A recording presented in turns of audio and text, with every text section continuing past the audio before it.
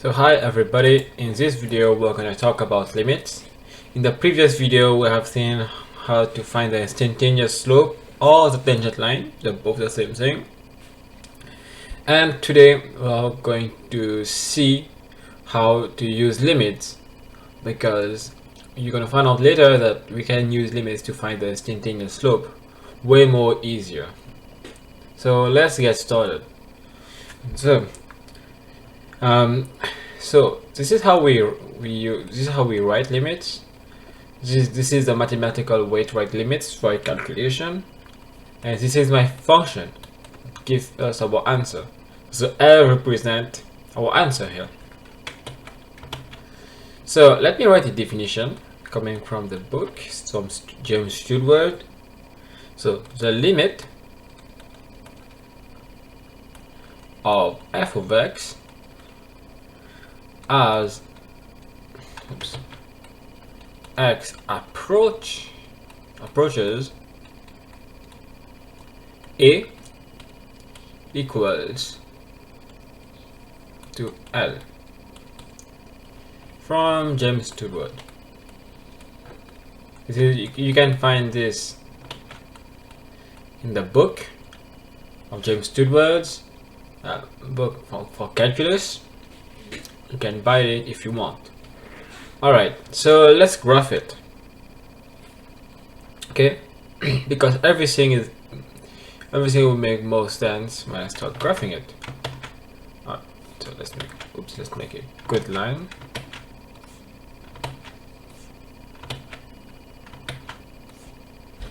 Let's go with this.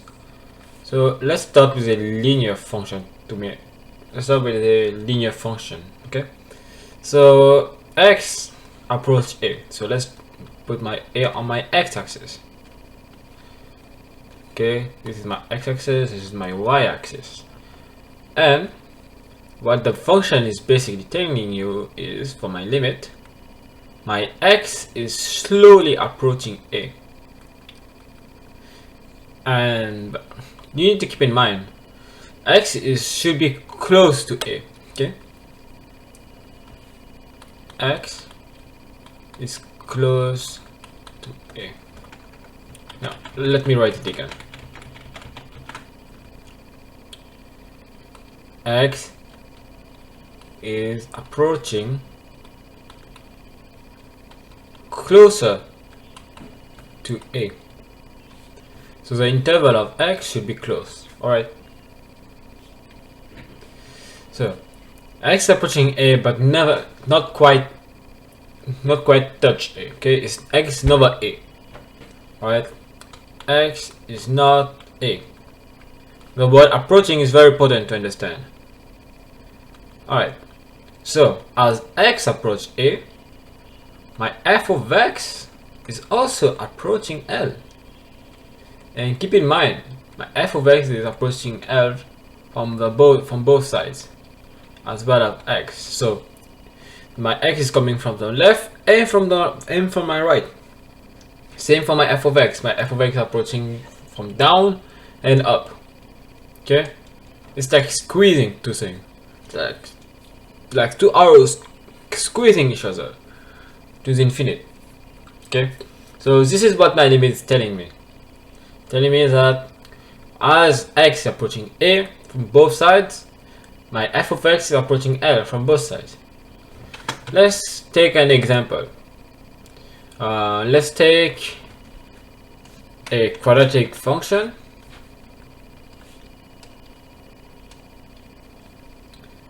A simple quadratic function. For example, let's take 1. Let's take 2 actually. This is 2 and this is 4. So what is happening is that if I take my limit x approach 2 for my quadratic function, it's going to equal 4. Alright, in more details is what I'm doing is basically, here we have seen it again, 1.9 to the power of 2, we get something close to 4. We get 3.61. 1.99, we get, oops, 199 to the power of 2, we get 3.96. Let's be a bit more closer this time. 1.999. So we add another 9, we get 3.999. Alright, you see, this is what my limit is basically doing. The more we are getting closer to 2, the more we are getting closer to 4. And we can do it. We can do this to the other side as well. So let's take 2.001. Now let's take 2.1. We get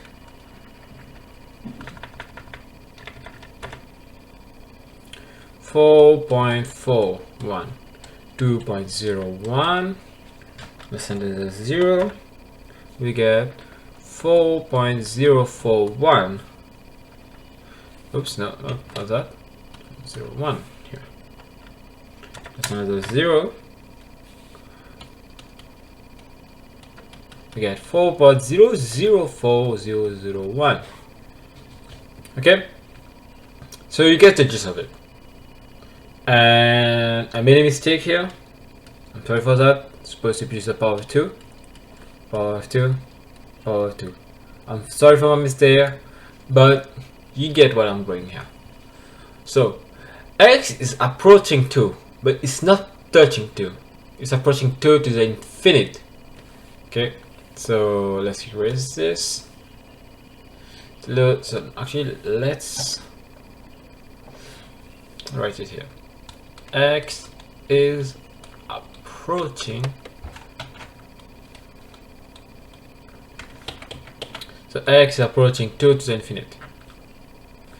Here is approaching 2 to the infinite. Here I'm going to write x is approaching a to the infinite. But it doesn't touch a.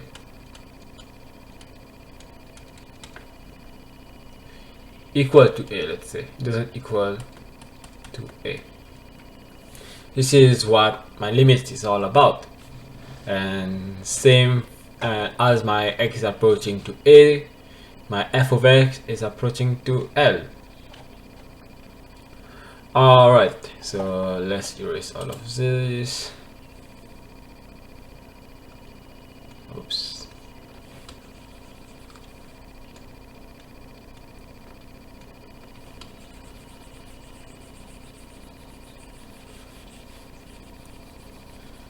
Alright, you guys can just pause the video and write down everything you need, and you can play it back if you want.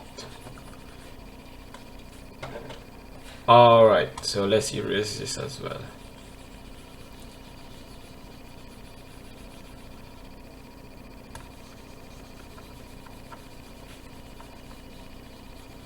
Okay,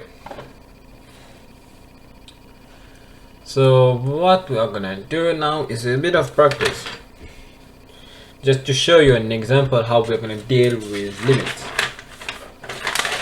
Alright, so I'm gonna first take, I'm gonna use this limit, this function, x to the power of 3 minus 1, and divided by x to the power of 2 minus 1 as well. So my question here is evaluate the following limits.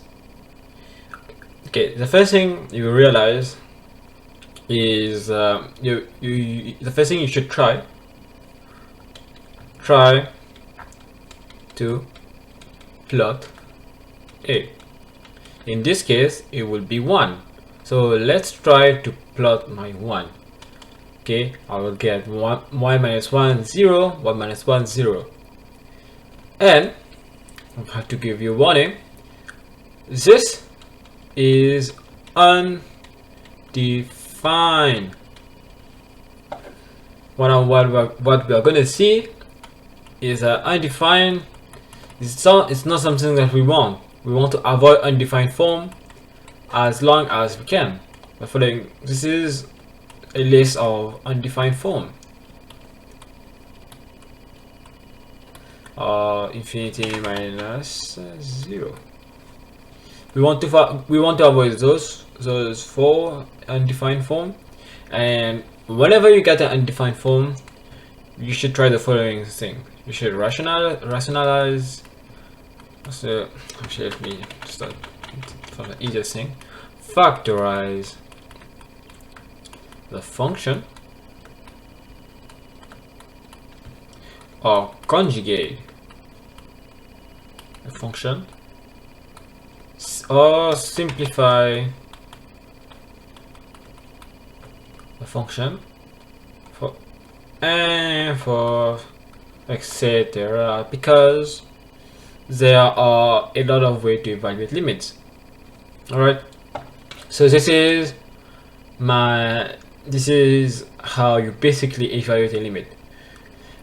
Basically, the first thing I would try is conjugate, because most function you can conjugate it, and we're gonna see what we can do with this function. Simplifying a function is also one of them. So simplify, conjugate, and factorize are all common for all of the limits. Okay, so let's erase this and try to evaluate the limit. Alright, so the first thing I will do is put an equation here. Some of you guys may have seen this, but if you don't, you are learning something new. Alright. AB plus b to the power of 2. This is what happened when a to the power of a cubic minus b cubic. You can simplify, you can factorize it in this way. Okay. And the other way around as well. So a cubic plus b cubic, can factorize it the other way around.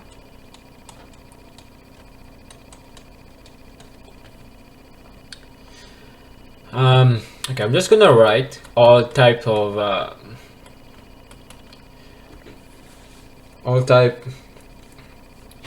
things that you should know. For example, I made a mistake here. You should be aware of this equation. A to the power of 2 minus b to the power of 2 give you a plus b parentheses multiplied by a minus b parentheses. So there's that, and finally you guys should know how to evaluate this as well. A plus b to the power of 2 should give you a to the power of 2 plus ab plus b to the power of 2.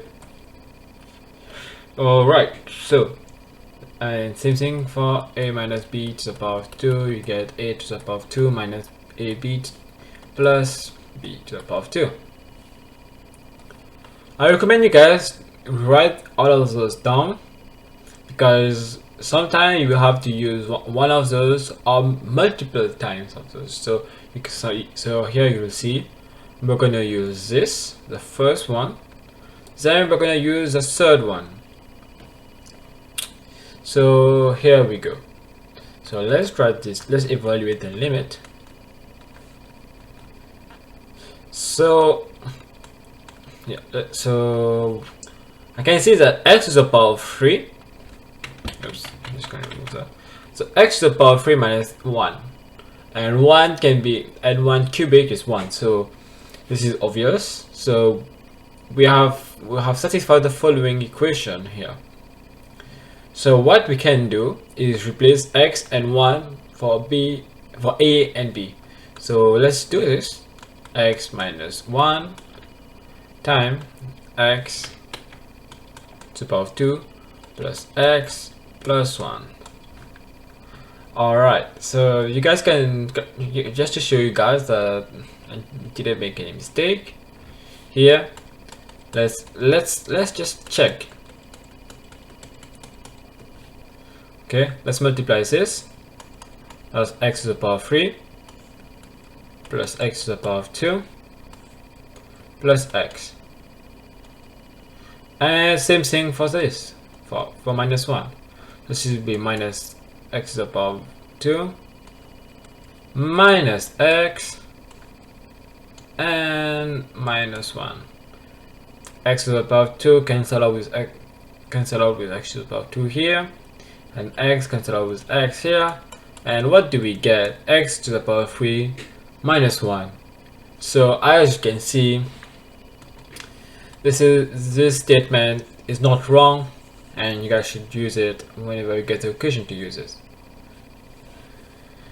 Alright, so now that we know we made no mistake here, converting from x to the power 3 minus 1 to this long equation, we should proceed to the other one, to the numerator, to the denominator, excuse me.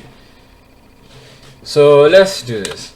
So here will be x minus 1 times x plus 1. I'm basically using the third one here. Alright, if you guys have any question, I remind you again, you can put it down in a comment down below. Just simple as that. So now that we are simplifying, we have factorized our first function. What we can do is just cancel out this and cancel out this. X minus 1 can be removed. So let's write it down again. What do we have? X to the power 2 plus x plus 1. We get x plus 1.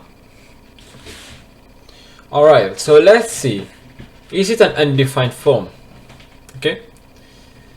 So let's plug in 1. As the first thing you should do is always plug in 1.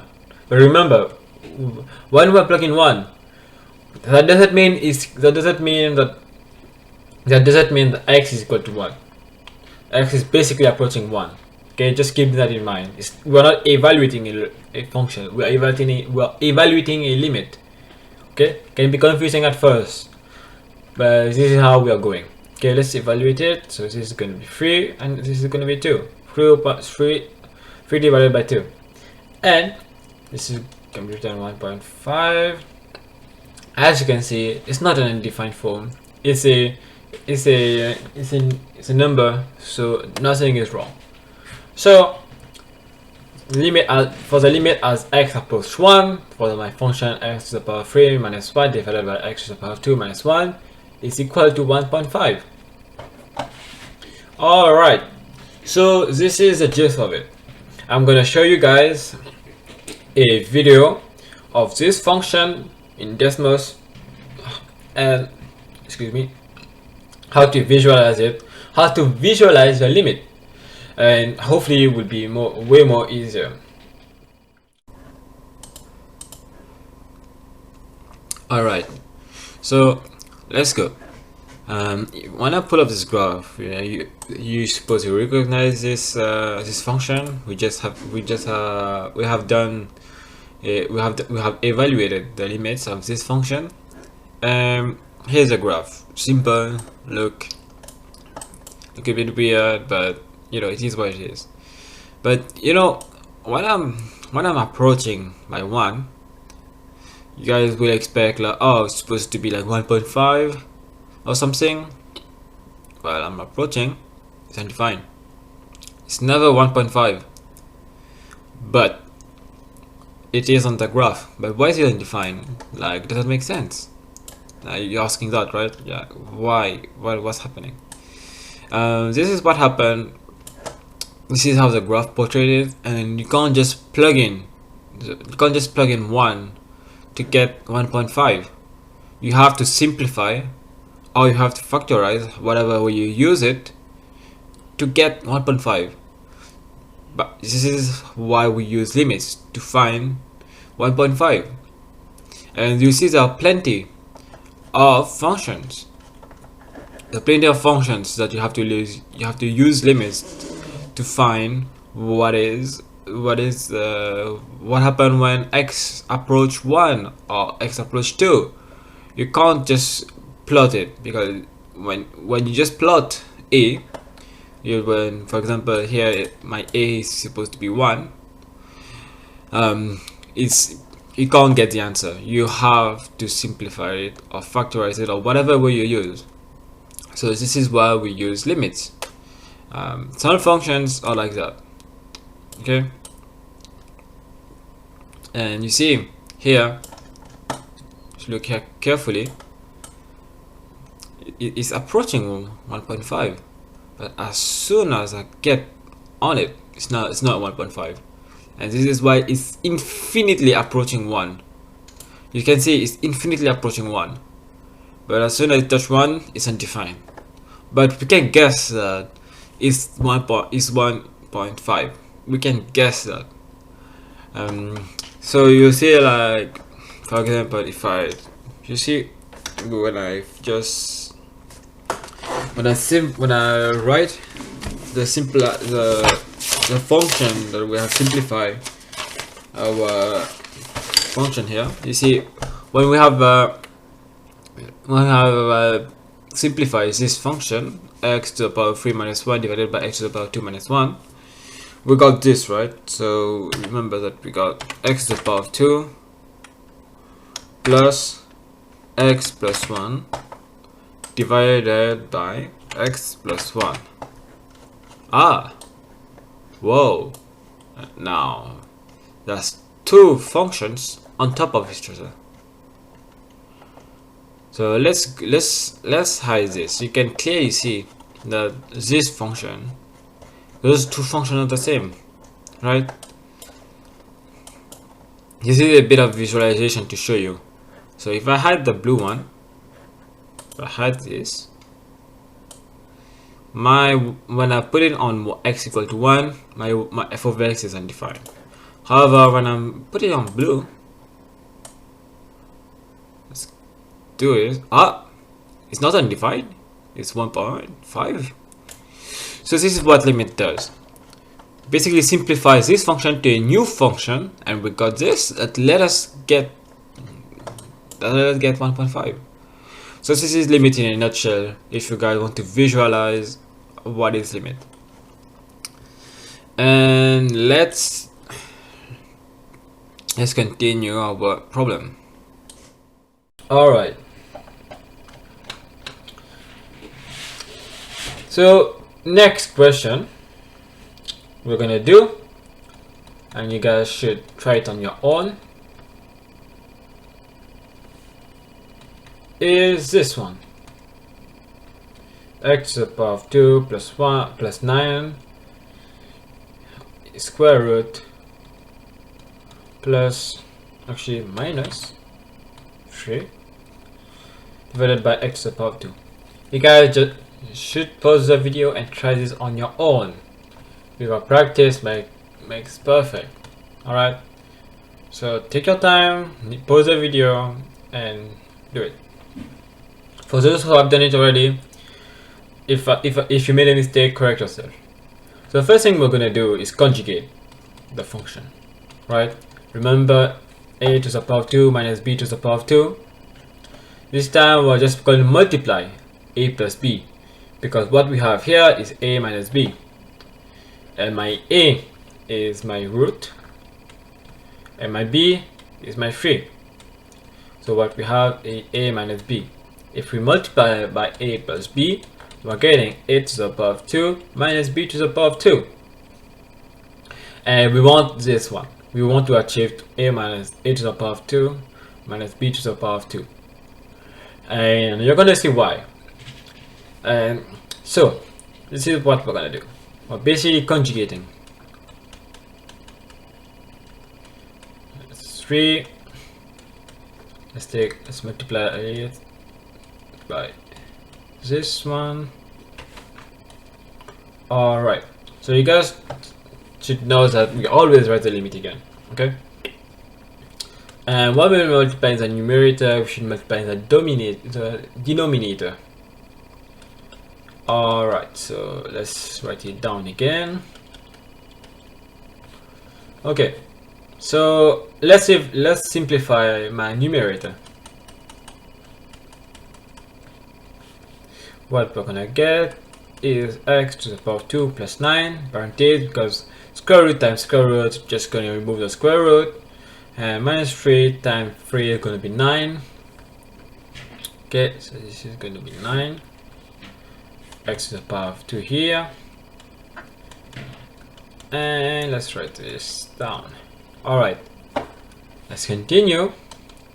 We can see that we can remove the 9. 9 minus 9 is 0. X suppose 0.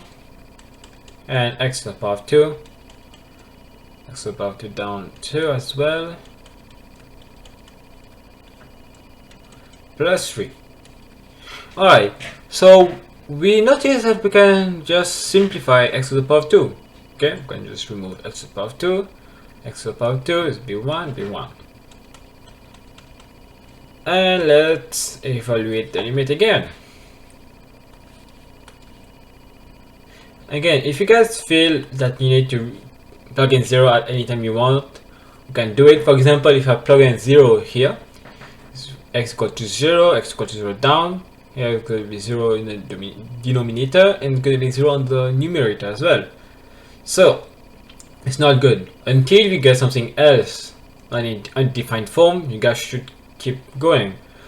And when you find the first answer, the first number that is not undefined, you know that you have found the limit. Alright, so you should have got something like this. And let's plug in 0 to see if we got the answer. So 1 limit as x equals 0 for 1 is going to be 1. As limit x equals 0 for the denominator, x is 0 here. Square root of 9 is 3. 3 plus 3 is 6. Alright, so you guys should get an answer like this. If you guys made a mistake, you guys can just correct yourself. If you still don't understand what mistake you made, comment down below. I'll be sure to respond to you. Okay, so I will explain it again. What I have basically done is conjugate. Here my a represents my square root and my b represents my 3. I basically multiply a plus b. So my square root again, and my b is my square root is a, my 3 is my b. So just multiply it by plus sign here. And then I simplify, I simplify it again, and I got this. Alright, so do I have the space? I'm gonna have to erase. Actually, let's just erase it. Alright.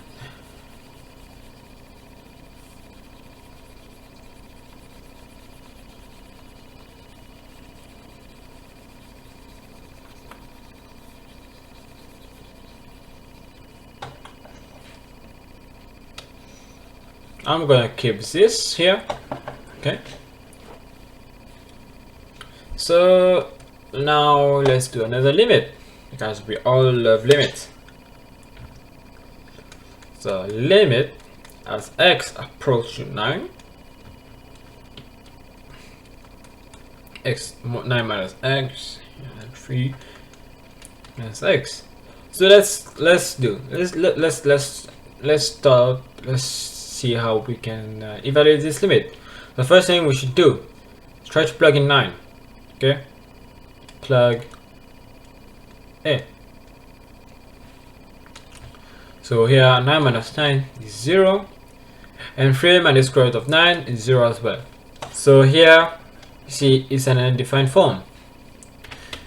So we know that we have to simplify, conjugate, or factorize this limit.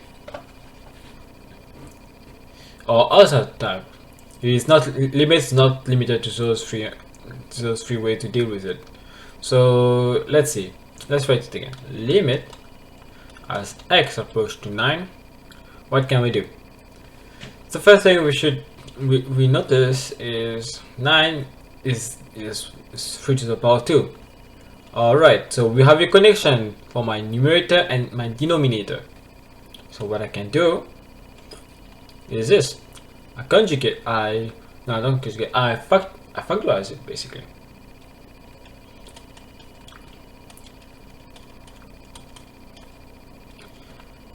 And you see x is equal to square root to the power of 2. so I'm just gonna write it here, equal to x. Okay, so this is this, and we can see that we can just cancel this out and cancel this out, so we get limit x approach to 9 for my function 3 minus square root of x. So now let's plug in to see, do we satisfy the limit.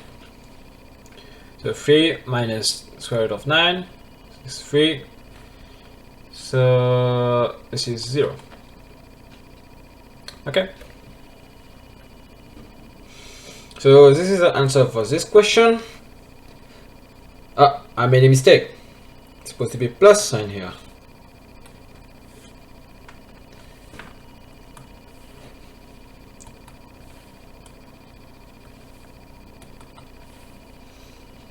Forgive me for my mistake. This is supposed to be 6. Alright, let's pretend we didn't see anything.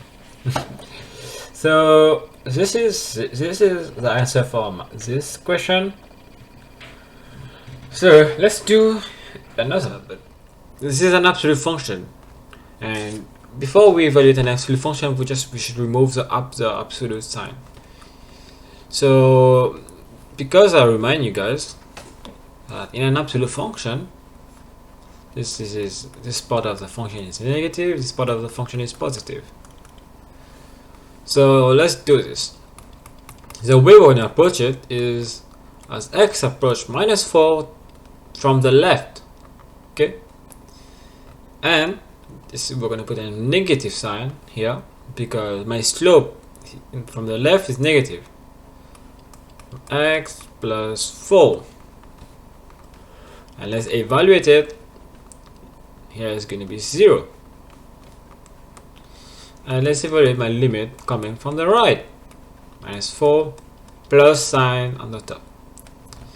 So here, because my limit here is coming from the right and the slope is positive, I don't have to put a negative sign, so here is going to be 0 as well. Why did I just show you this? Because could I just plug in the answer here and got 0? Well, I'm gonna write a new definition for you guys.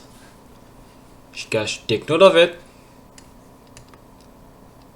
Not a definition, but just what is limit basically. So limit only, no, a limit exists.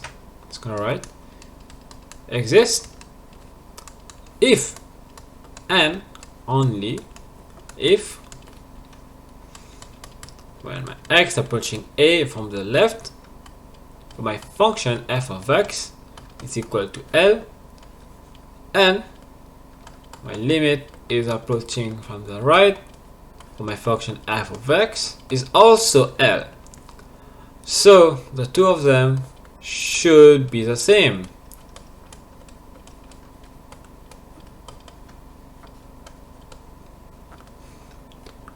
For my function to exist, for my limit to exist. So this is very important, and this as well. So take note of this and make sure you know what I'm talking about. Just gonna graph it again here. Let's put a linear function. This is my a, and this is my L. My x is approaching from the right and from the left, and as well as my f of x. You see, no matter what direction my limit approach is always going to go to, is always going to end to L. And this is an indication that my limit does exist. However, we're gonna get some exception in life. We're gonna get limit like this, a limit like this. Here my limit is approaching positive L, and just gonna write it negative L. Here we're gonna see that limit, gonna go scroll down even more, let's just write it, limit approaching a from the left for my function f of x is positive L, a limit approaching a from the right for my same function f of x is going to be negative L. Thus, my limit does not exist. Alright, so this is an indication how to know if limit doesn't exist or not. Right here, let's see what is this.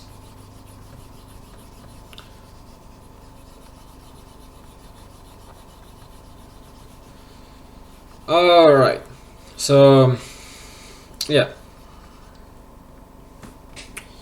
so you guys should take note of this because this is going to be very important in the future video.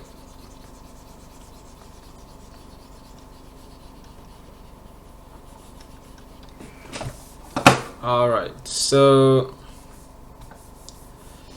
we have evaluated the limit, but let's put some law, because there are some rules and we should always follow rules. Mathematics sometimes, or most of the time, always have rules. Alright, let's remove all of those. Alright, just remove those things.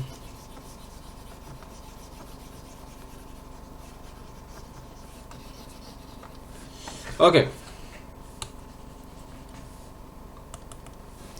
so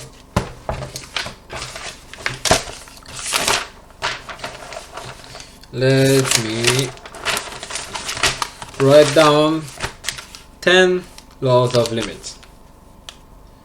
So this is going to be law of limits.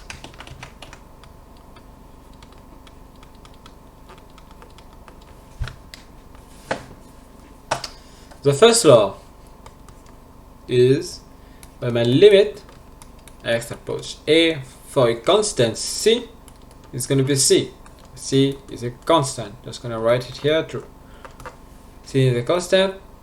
Okay, very obvious. Now let's get to the second law. As x approach a for x is going to equal a.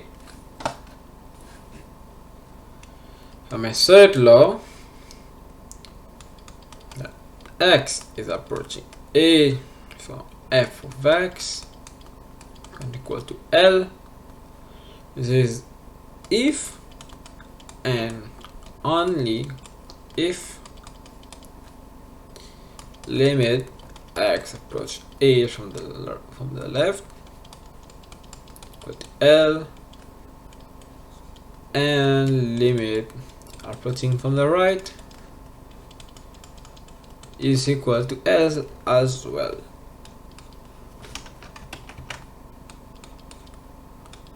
Now we're on to the fourth law.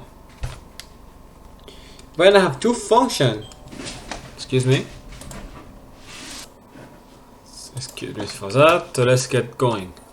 So the fourth law, excuse me, is going to be two functions adding to each other.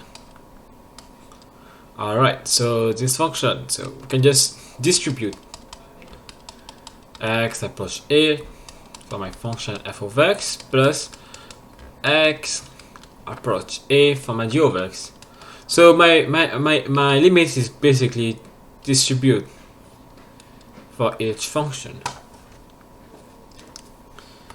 And let's write the fifth law. That's a lot to write down, I know, but they are important to know. The fifth one tells us the multiplication, where two functions multiply to each other. So simple as just two limits multiplying each other. Alright, let's get to the sixth law. The sixth law is about division.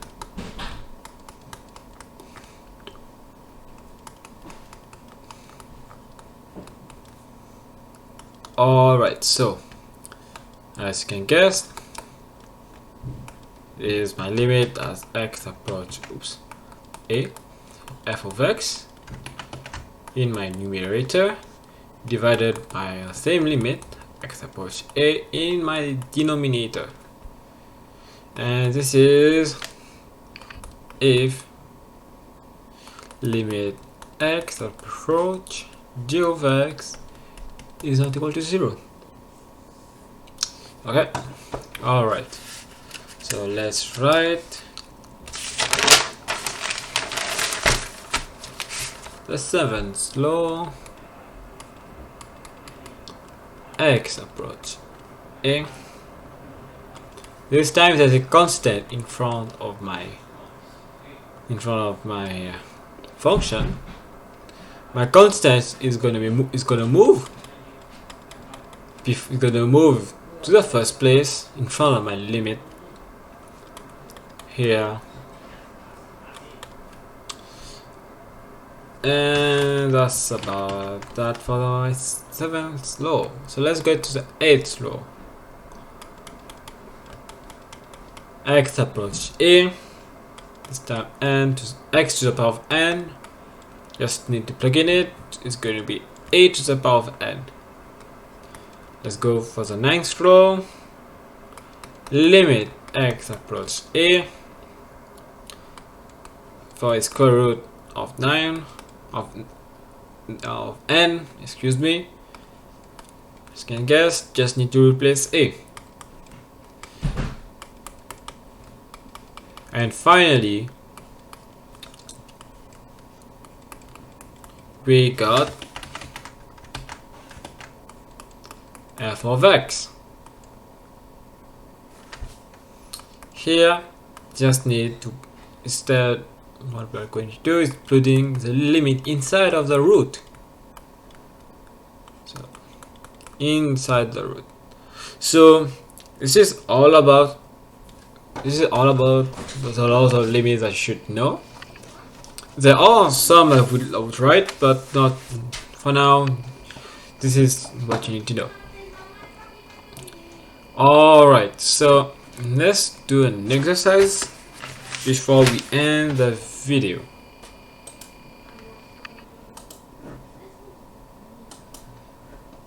Okay. So first, let's write exercise. So first one is limit x approach 3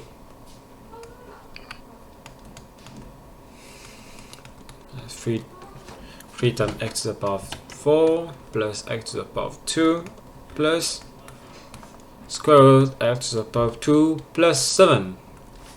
Alright, I would like you guys to pause that video and write down and try to evaluate the following limit using the laws of limits.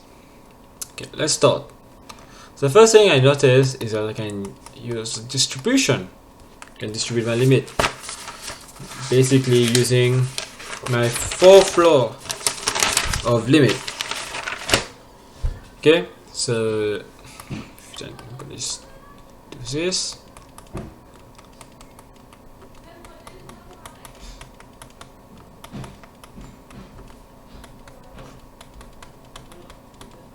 Alright, this is my 7. Okay, so let's see if we can evaluate it. Here I see that I can put my 3 in front. So let's do this.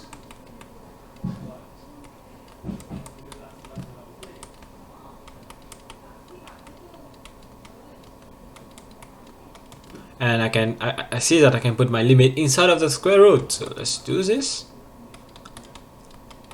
Obviously, I'm basically following the laws of limits to evaluate the following equation. Now let's plug in. I can also I can also distribute this again, but you don't have to. This is basically equal to 3 to the power of 4 plus 3 to the power of 2 plus square root of 9 plus 7, 16. All of those gonna give you 256. Okay, you guys can just check it on your calculator. Just double check. Yeah, 256 is your answer for this. Okay, so okay, so this is about the laws of limits. And alright, so let's erase this. Let's give you another one. Yeah, we can't have enough of exercise, can we? This time it's going to be limit x approach to 2. Obviously, you guys can just plug in the answer and just plug in 2 and get the answer. But the question is just use the laws of limits to find the answer. So let's do this. So I noticed that I can put my limit up in my numerator and in my denominator. So limit x approach to 2, evaluate it for x, limit x approach to 2, evaluate it for my x minus 9. I noticed that I can use this law because it's not equal to 0 in my denominator. So everything is fine. See, here's 2, here's minus 7. So this is a simple way to use my laws of limit.